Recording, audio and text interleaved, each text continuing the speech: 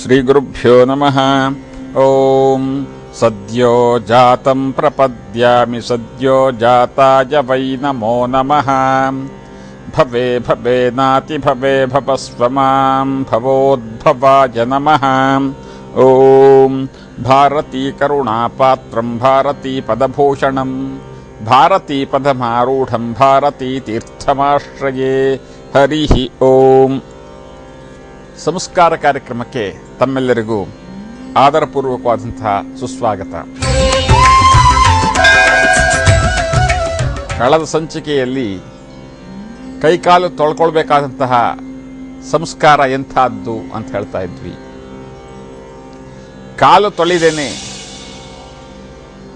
ಇದ್ರೆ ಎಂತೆಂತಹ ದೊಡ್ಡ ಮಟ್ಟದ ಅವಘಡಗಳು ತಾಪತ್ರಗಳು ಪ್ರಾರಂಭವಾಗುತ್ತೆ. ಯಾವ್ಯಾವ ಸಂದರ್ಭದಲ್ಲಿ ಕೈಕಾಲನ್ನ ತೊಳಿಬಾರದು ಬಹಳ ಮುಖ್ಯವಾಗಿ ಗಮನಿಸಬೇಕಾದಂತಹದ್ದು. ಯಾವುದೋ ಒಂದು ದೇವಸ್ಥಾನದ ದರ್ಶನ ಪೂಜೆಯನ್ನು ಮುಗಿಸ್ಕೊಂಡು ಬಂದು ತತ್ಕ್ಷಣದಲ್ಲಿ ಬಚ್ಚಲ ಮನೆಗೆ ಹೋಗಿ ಕಾಲು ತೊಳ್ಕೊಳ್ತಕ್ಕಂಥದ್ದು ಸರಿಯಾದ ಕ್ರಮವಲ್ಲ. ಆಗ ಅಲ್ಲಿ ಕೂತಿದ್ದು ಒಂದೆರಡು ನಿಮಿಷವಾದರೂ ವಿಶ್ರಾಂತಿ ಮಾಡಿ ವಿಶ್ರಮಿಸಿಕೊಂಡು ಅನಂತರ ಕೈಕಾಲು ತೊಳ್ಕೊಳಕ್ಕೆ ಹೋಗಬೇಕು. ಅದೇ ರೀತಿಯಲ್ಲೇ ಯಾವುದೋ ಒಂದು ಮಂಗಳ ಕಾರ್ಯದಲ್ಲಿ ಭಾಗವಹಿಸಿ ಬಂದಾಗ ಮನೆಗೆ ಬಂದು ತತ್ಕ್ಷಣದಲ್ಲಿ ನೇರವಾಗಿ ಬಚ್ಚಲ ಮನೆಗೆ ಹೋಗ್ತಕ್ಕಂಥದ್ದು ಕೈಕಾಲು ತೊಳೆಯೋದಕ್ಕಾಗಿ ಸರಿಯಾದಂತಹ ಕ್ರಮವಲ್ಲ. ಆದರೆ ಇದರ ಹೊರತಾಗಿ ದೊಡ್ಡ ಯಜ್ಞಯಾಗಾದಿಗಳಲ್ಲಿ ಭಾಗವಹಿಸಿದ್ದು, ದೊಡ್ಡ ದೊಡ್ಡ ದೇವತಾ ಕಾರ್ಯ, ಯಜ್ಞಯಾಗ, ದೇವಾಲಯ ಪ್ರತಿಷ್ಠೆ, ದೇವಾಲಯ ದರ್ಶನ, ಇದೆಲ್ಲ ಮಂಗಳ ಕಾರ್ಯಕ್ಕೆ ಸೀಮಿತವಾದಂತಹದ್ದು.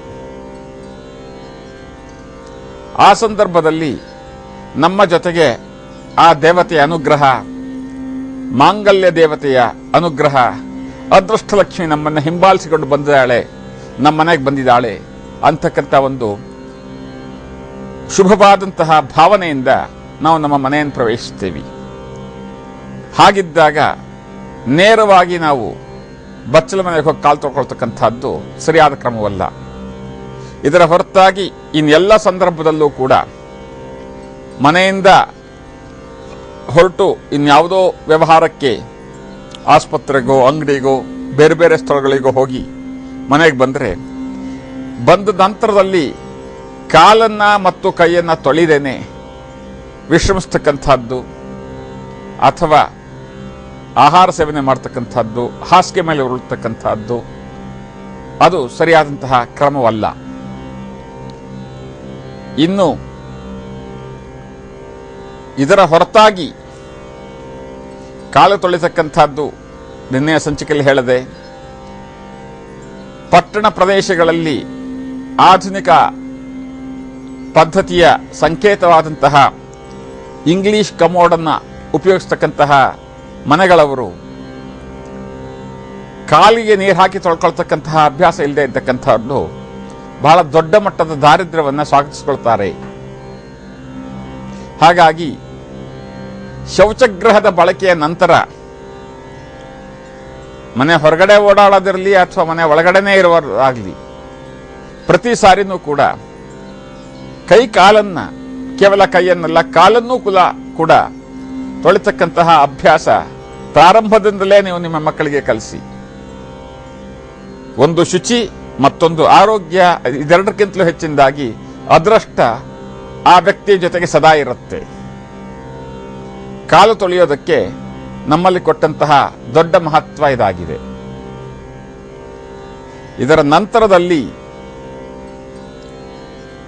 ಕೆಲವಷ್ಟು ಬೇರೆ ಬೇರೆ ಸ್ಥಳಗಳಲ್ಲಿ ನಾವು ನಡೆಸಬೇಕಾದಂತಹ ನಿಯಮಗಳನ್ನು ನೋಡೋಣ. ಅದಕ್ಕೆ ಮುಂಚೆ ಬಹಳಷ್ಟು ಜನ ಪ್ರಶ್ನೆಗಳನ್ನು ಕೇಳಿ ವಿದ್ಯಾರ್ಥಿಗಳ ಒಂದು ಅತ್ಯುತ್ತಮವಾದಂತಹ ವಿದ್ಯಾಭ್ಯಾಸ ನಿರ್ವಹಣೆಗೆ ಸಂಸ್ಕಾರದಲ್ಲಿ ಇರತಕ್ಕಂತಹ ಸೂಕ್ಷ್ಮತೆ ಏನು ಅಂತ ಕೇಳಿದ್ದಾರೆ. ಹಾಗಾಗಿ ಇವತ್ತಿನಿಂದ ವಿದ್ಯಾರ್ಥಿಗಳ ವಿದ್ಯಾಭಿವೃದ್ಧಿಗೆ, ಜ್ಞಾನಾಭಿವೃದ್ಧಿಗೆ, ಮೇಧಾಶಕ್ತಿಗೆ, ಧಾರಣಾಶಕ್ತಿ ಅಭಿವೃದ್ಧಿಗೆ ನಿಯಮಗಳೆಂಥದ್ದು ಅಂತ ಗಮನಿಸೋಣ. ಮೊಟ್ಟಮೊದಲನೇದಾಗಿ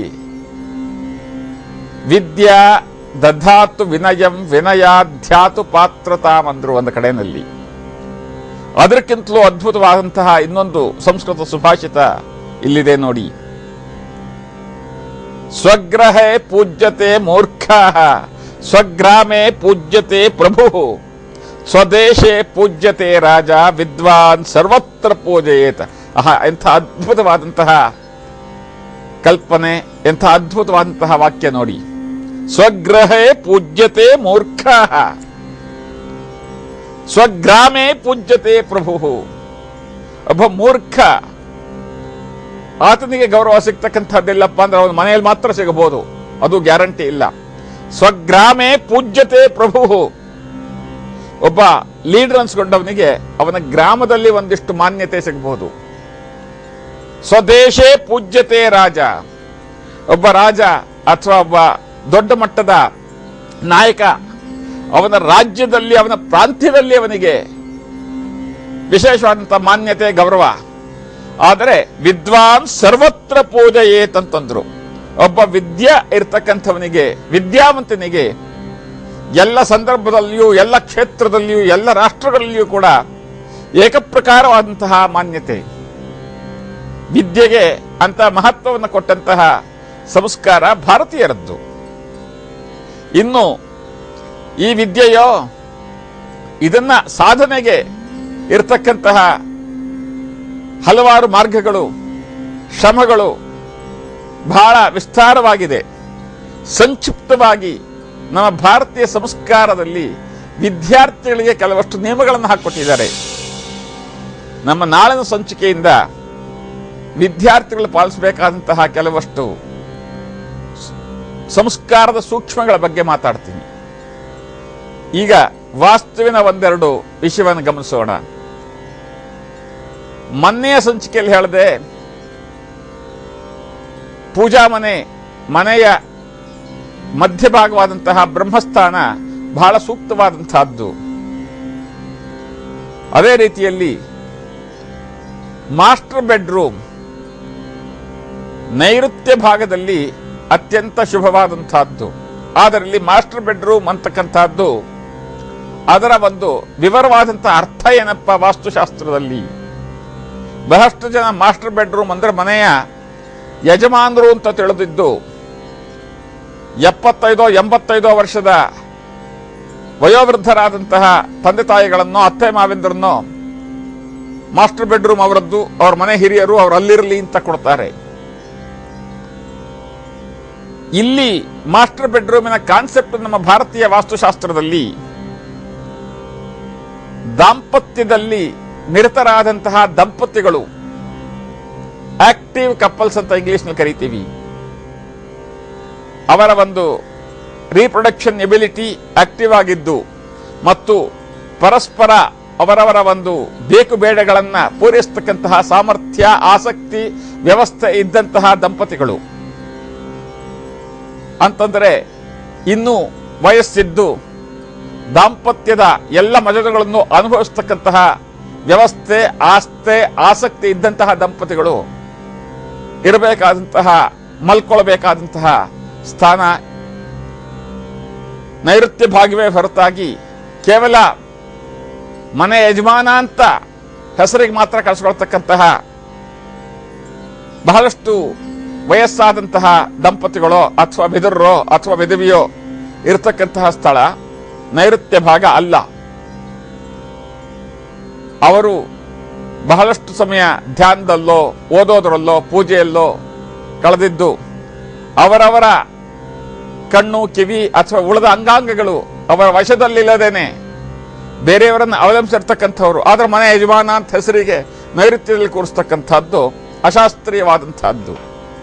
ಬನ್ನಿ ಇದರ ಬಗ್ಗೆ ಇನ್ನೂ ಹೆಚ್ಚಿನ ವಿವರ ನಾಳಿನ ಸಂಚಿಕೆಯಲ್ಲಿ ನೋಡೋಣ. ತಮ್ಮಲ್ಲಿ ಇದ್ದಂತಹ ಯಾವುದೇ ತರಹದ ಸಂಸ್ಕಾರಕ್ಕೆ, ವಾಸ್ತುಗೆ ಸಂಬಂಧಪಟ್ಟಂತಹ, ಜ್ಯೋತಿಷ್ಶಾಸ್ತ್ರಕ್ಕೆ, ಧರ್ಮಶಾಸ್ತ್ರಕ್ಕೆ ಸಂಬಂಧಪಟ್ಟಂತಹ ಅನುಮಾನಗಳಿಗೆ, ಪ್ರಶ್ನೆಗಳಿಗೆ, ಯಾವುದೇ ರೀತಿಯ ಸಂದೇಹಗಳಿಗೆ ಸಮಾಧಾನಕರವಾದ ಉತ್ತರವನ್ನು ಹೇಳೋದಕ್ಕೆ ಪ್ರಯತ್ನ ಪಡ್ತೀವಿ. ತಾವು SMS ಕಳಿಸಬೇಕಾದಂತಹ ನಂಬರು ಸಂಸ್ಕಾರ ಅಂತ ಟೈಪ್ ಮಾಡಿ ಗ್ಯಾಪ್ ಬಿಟ್ಟು ತಮ್ಮ ಪ್ರಶ್ನೆ ಅಥವಾ ಯಾವುದೇ ರೀತಿಯ ಅನುಮಾನಗಳನ್ನು 56006449ಕ್ಕೆ SMS ಮಾಡಿ ತಮಗೆ ಉತ್ತರ ಹೇಳತಕ್ಕಂಥ ಪ್ರಯತ್ನ ಪಡ್ತೀನಿ. ಸಮಸ್ತ ಸನ್ಮಂಗಳಾನಿ ಭವಂತು.